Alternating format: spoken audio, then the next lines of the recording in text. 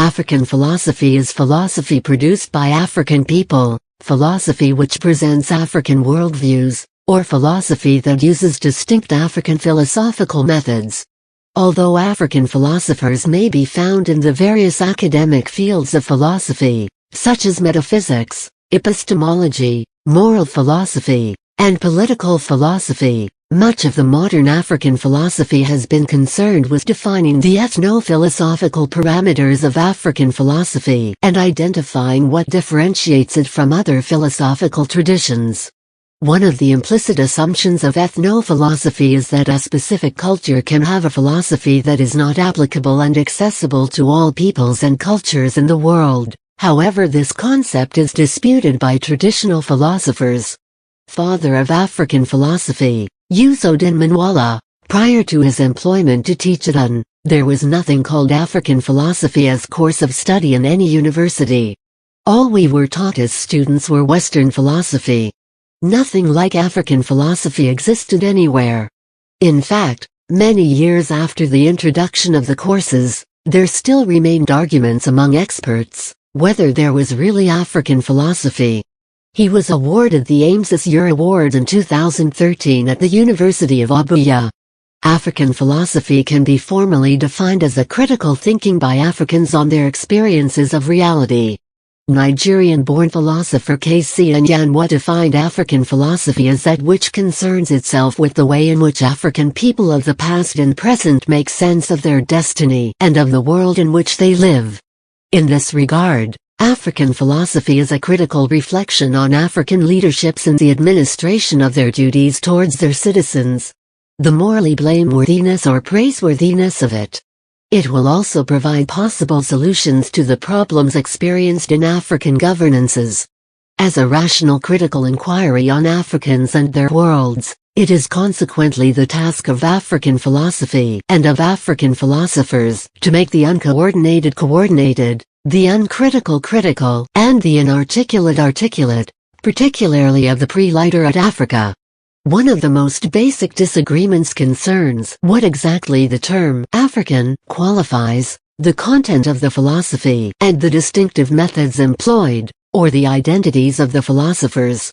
On the former view, philosophy counts as African if it involves African themes such as perceptions of time, personhood, space and other subjects, or uses methods that are defined as distinctively African.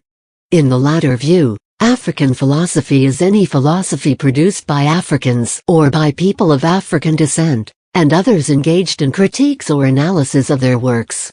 Nigerian philosopher Joseph Ayomorege broadly defines a philosopher as one who attempts to understand the world's phenomena, the purpose of human existence, the nature of the world, and the place of human beings in that world.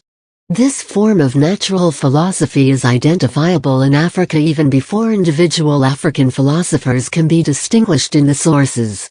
Although Africa is extremely diverse, there appear to be some shared moral ideas across many ethnic groups. In a number of African cultures, ethics is centered on a person's character, and saying he has no morals translates as something like he has no character. A person's character reflects the accumulation of her deeds and her habits of conduct. Hence, it can be changed over a person's life.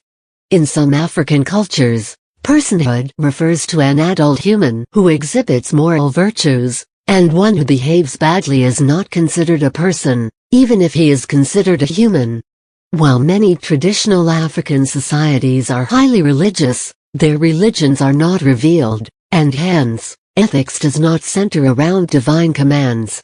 Instead, ethics is humanistic and utilitarian, it focuses on improving social functioning and human flourishing.